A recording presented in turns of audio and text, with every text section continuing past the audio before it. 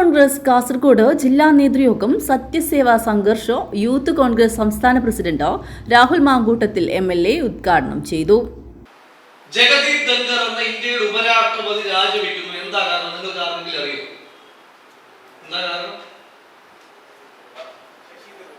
നമുക്ക് പോലും അറിയാത്ത ഏതോ ഒരു കാരണത്തിന്റെ പേരിൽ ഇന്ത്യയുടെ ഉപരാഷ്ട്രപതി രാജിവെക്കേണ്ടി വരികയാണ്. പ്രധാനമന്ത്രിയുമായ അഭിപ്രായ വ്യത്യാസമാണ് എന്ന് ചില വിദേശ മാധ്യമങ്ങൾ റിപ്പോർട്ട് ചെയ്തു. അപ്പോഴും ദേശീയ മാധ്യമങ്ങൾ മിണ്ടിയിട്ടില്ല.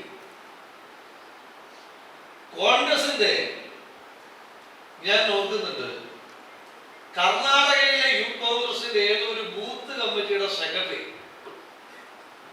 രാജിവെച്ചു എന്ന് പറഞ്ഞിട്ട് വാർത്ത വരിക. അപ്പൊ ആ വാർത്ത കണ്ടപ്പോൾ എനിക്ക് വലിയ സന്തോഷം തോന്നി. കാരണം കർണാടകയിലെ യൂത്ത് കോൺഗ്രസിന്റെ ബൂത്ത് കമ്മിറ്റികളൊക്കെ ഉണ്ടല്ലോ.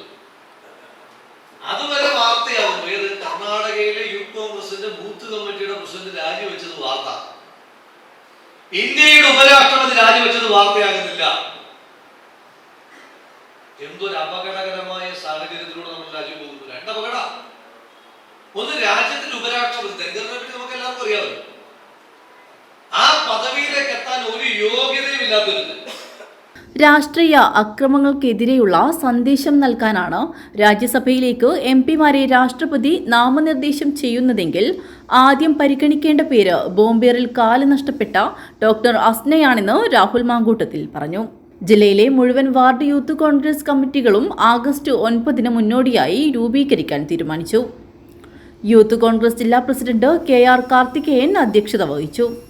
TCC പ്രസിഡന്റ് PK ഫൈസൽ, സംസ്ഥാന വൈസ് പ്രസിഡന്റുമാരായ അബിൻ വർക്കി കോടിയാട്ടം, OJ ജനീഷ്, അനു താജ, സംസ്ഥാന ജനറൽ സെക്രട്ടറിമാരായ Jomon Joseph, VP Abdul Rasheed, DCC vice president BP Pradeep Kumar, DCC secretary PV Suresh, youth Congress സംസ്ഥാന സെക്രട്ടറി CM ഉനൈസം, റിനോ പി രാജൻ, ഷോണി K തോമസ്, രാജേഷ് തമ്പാൻ, വിനോദ് കപ്പിത്താൻ എന്നിവർ സംസാരിച്ചു.